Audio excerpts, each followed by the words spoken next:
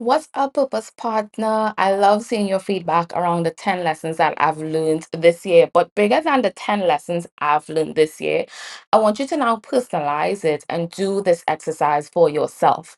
I want you to take a clean sheet of paper, and I want you to write from numbers 1 to 10. I want you to push yourself to think of what are the 10 lessons that I've learned this year, the 10 things that I think really shifted the trajectory of my life. The reason why I'm asking you to do this is because these 10 things now become a part of what I like to call the board of directors in your life. You're now creating policies and procedures around what you will do and how you would respond in the new year. This time of year is when I specifically like to look back at my vision board and my goal setting process from the year before. And what I do is I do a year in review. Part of the year in review process is looking at the lessons that I've learned. And then once I do the year in review, I see the things that I want to improve on, do more work in coming into the new year. The reason why a lot of people feel in terms of goal setting and even vision board creation, which you guys know is very, very dear to my heart. If you're just recently following me, I've actually created a purpose planner for about 4 to 5 years. I didn't release one last year into this year, but I still believe in the concept of planning and vision boarding. What I don't believe in is the clip and stick vision board. And what I call the clip and stick vision board is a vision board that's not connected to any true dream that you're going after, and it does not give clarity for where you are going and growing in your life. I'll talk more about that in my session coming up on December 30th, but I want to give you some assignments of what you should be doing right now in this month to prepare your year for success. So, your year in review. Write the 10 lessons that you have learned. The next thing that you're going to do is the year in preview, which means you're now giving a preview or a trailer of what is to come in your new year. This exercise is powerful because now you can learn your 10 lessons. Now you can use, your 10 lessons, and you can forecast for what is to come. So, the next thing we're going to do is the year in preview. How am I going to use these things to incorporate them as a part of my life and a part of my growth?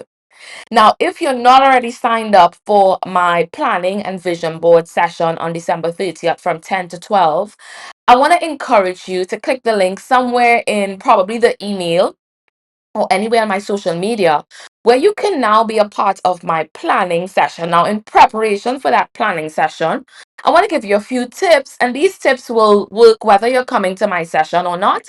I want you to now do these things, and I want you to go after now getting yourself a planner. Now, when you're looking for a planner, this is not a notebook.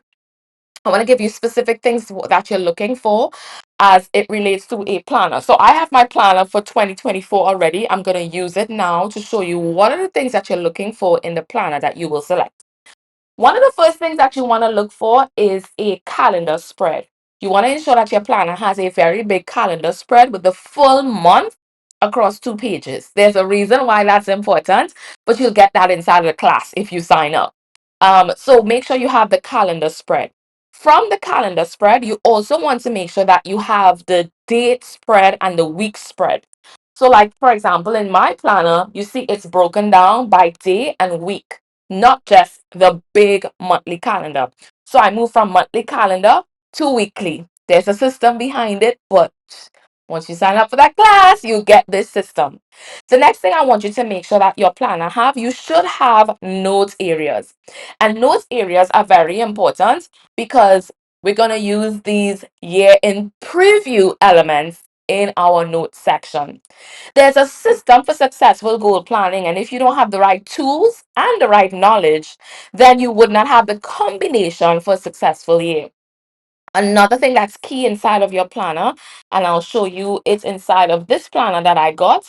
You want a goal setting area or a goal forecasting area for each month. I'm trying to get it here so I can show you what that looks like inside of the planner that I purchased. So this now is a monthly planning. So you want to make sure that you have an area in terms of monthly planning for the year. I will give you the name of this planner, but it doesn't have a name. This was a planner that I got in a department store, but it has the layout. So whether you go to department store, your Marshalls, your TJ Maxx, your Ross, your local bookstore, wherever you go to, you're looking for these key things: calendar spread, weekly breakout, monthly breakout, note section. I also like when they have these little folders to the back of the planner where you can put like bills and notes, because I carry my planner around often. I like that little area to stick things in to remind me. So let me know. I love hearing your feedback. I love when you guys hit reply to any of my emails and tell me how these trainings have been helping, how this email have been helping, the quiz, anything that I do to help you move your life forward. I love getting feedback and I love knowing how this has impacted your life. So I wanted to give you a short story and also a short exercise to power up your new year by writing the 10 lessons you have learned in 2023. I'll see you on the class if you're coming on December 30th. If not, still use the tips and begin planning your new year.